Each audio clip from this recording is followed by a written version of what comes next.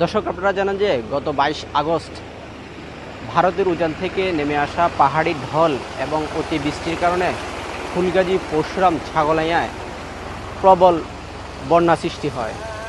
সেই বন্যায় পুরো এলাকায় প্লাবিত হয়। ফুলগাজী পরশুরাম উপজেলা থেকে বন্যার পানি নিচের দিকে নামায় ফেনী সদর, ছাগলাইয়া, দাগনভূঞা ও সোনাগাজী উপজেলা প্লাবিত হয়। পর্যায়ক্রমে পুরো জেলায় বন্যা সৃষ্টি হয়।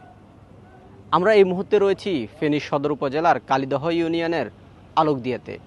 আমার পিছনে দেখতে পাচ্ছেন এখনও যত দূর চোখ যাবে তত দূর আসলে অথই পানি থই থই করছে। এখানকার মানুষের যে দুর্ভোগ সেটি দিন দিন চরম আকার ধারণ করছে। আমাদের বৃহস্পতিবার থেকে শুরু করে আমরা বৃহস্পতিবার রাত্রে আমাদের পানি ওঠা শুরু করছে।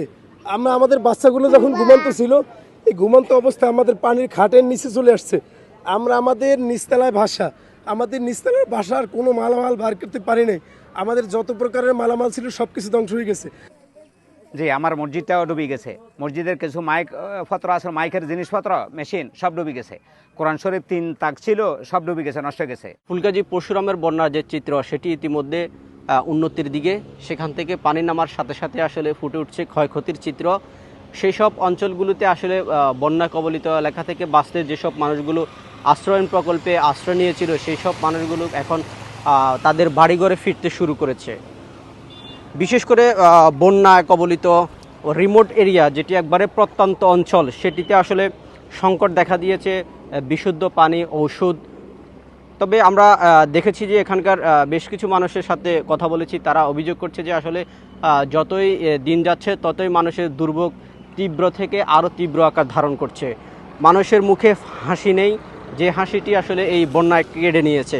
মানুষের জ্বর, সর্দি, কাশি সহ পানিবাহিত রোগ, ডায়রিয়া, আসলে এগুলো কিন্তু প্রকট আকার ধারণ করছে বন্যা কবলিত এলাকাগুলোতে। এছাড়াও আমরা এখানকার যে প্রাণী সম্পদ অধিদপ্তর রয়েছে, প্রাণী সম্পদ দপ্তরের কর্মকর্তার সাথে কথা বলেছি। তিনি বলেছেন যে এই বন্যায় জেলা জুড়ে 64,000 গরু মারা গেছে এবং কি জোয়ারে ভাসিয়ে নিয়ে গেছে। এছাড়াও 23 লক্ষ হাঁস মুরগি মারা গেছে। তাদের যে প্রাণী সম্পদের যে মোট ক্ষতির পরিমাণ, তারা 391 কোটি টাকার যে ক্ষতি হয়েছে বলে তারা দাবি করছে।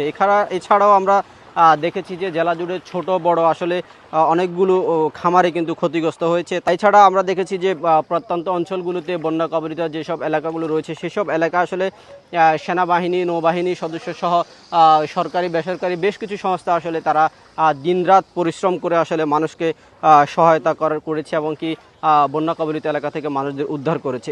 আঞ্চলিক মহাসড়কগুলো রয়েছে, ইতিমধ্যে সেই সব আঞ্চলিক মহাসড়কগুলোতে যান চলাচল শুরু হয়েছে। তবে এই ধরনের যে ছোটোখাটো সড়কগুলো রয়েছে, যেগুলো গ্রাম্য সড়ক, এই সব সড়কগুলোতে কিন্তু এখনও পানির নিচে তলিয়ে আছে।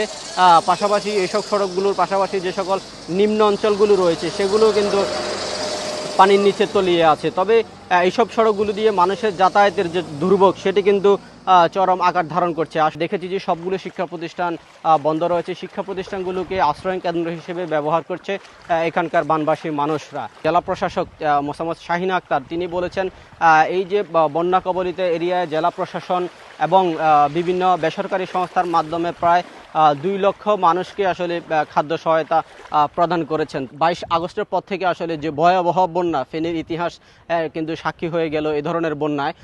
সেই বন্যায় আসলে বেশ কিছু মানুষের নিখোঁজের খবর পেয়েছি এবং বিভিন্ন স্থানে পর্যন্ত আসলে 5-7টি লাশ ভেসে গেছে, এই ধরনের চিত্রও আমরা দেখেছি। তবে জেলা প্রশাসনের পক্ষ থেকে আমাদেরকে যেটি জানিয়েছে, এ পর্যন্ত আসলে প্রায় স্বাভাবিক এবং অস্বাভাবিক মিলে প্রায় 15টি মৃতদেহর খবর তারা পেয়েছে। তো এই ছিল আসলে আমার কাছে ফেনীর বন্যার যে সর্বশেষ তথ্য। এলো খবরের কাগজ, নিখাত, নির্ভীক, নিরপেক্ষ।